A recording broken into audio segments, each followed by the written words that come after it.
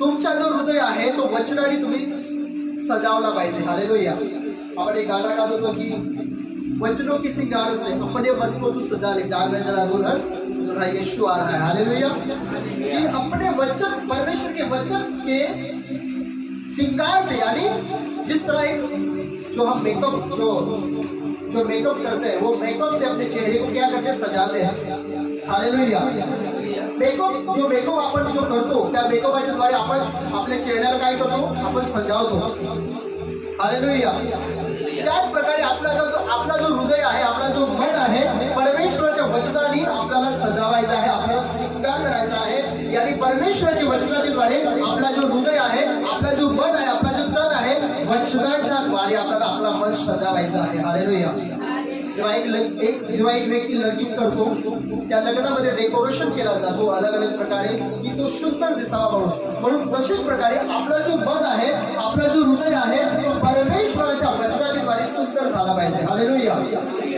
Hallelujah. Hallelujah. म्हणून पौलुस सांगतो की ख्रिस्ताचे वचन तुम्हामध्ये भरपूर राहो, यानी प्रभू येशूचे वचन तुमच्यामध्ये भरपूर राहिले पाहिजे। त्याच्यासाठी अगर तुमच्यामध्ये वचन राहिला नाही, अगर तुमच्यामध्ये वचन राहील नाही, तर तुम्ही कशा प्रकारे या जगामध्ये चालणार। एक बुराई करणारा व्यक्ती बुराईच करत राहणार, कारण की त्याच्यामध्ये वचन नाही। पण अगर तुम्ही वचनाला जाणून सुद्धा, तुम्ही ऐकून सुद्धा जर तसे करत आहे, अजून पण तुम्ही तुमच्या मनाला परमेश्वराच्या वचनाने सजवलं नाही। हालेलुया। अगर तुम्हाला तुमच्या परमेश्वराच्या वचनाने सजवायचं आहे, तर तुम्हाला पण शिवा मिळते, तुम्ही शांत राहून क्षमा करा, कारण की तुम्ही देवाच्या वचनाच्या द्वारे तुमचा मन सजवलेला आहे। हालेलुया। तुमच्याविषयी विरोध केला जाईल, तुमच्याविषयी वाईट बोलला जाईल, तरी पण तुम्ही शांत राहा, चालेल काय ना बोलू त्यांना, कारण की तुम्ही परमेश्वराच्या वचनाने तुमचा मन सजवलेला आहे। हालेलुया।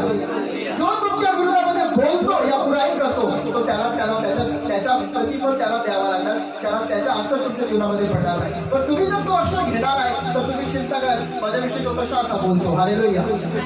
आणि तुम्ही पण त्याच्याविषयी दोष लावा, तर तुम्हामध्ये पण तो असर पडणार आणि त्या व्यक्तीमध्ये पण तो असर पडणार, कारण की दोघांमध्ये डिफरन्स काही होणार नाही। हालेलुया। हालेलुया।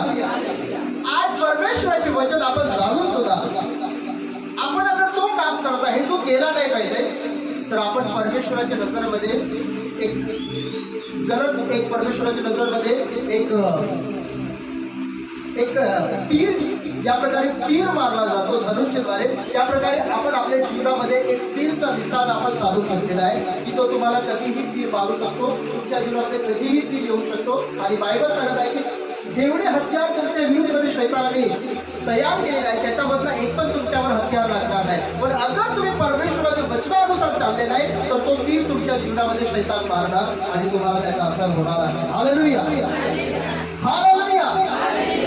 कारण की तुम्ही वचनाला समजत नाही, तुम्ही वचनाला प्रतिसाद देत नाही, आणि भरपूर लोक परमेश्वराच्या वचनाला इग्नोर करतात, परमेश्वराच्या वचनापासून धाव घेतात।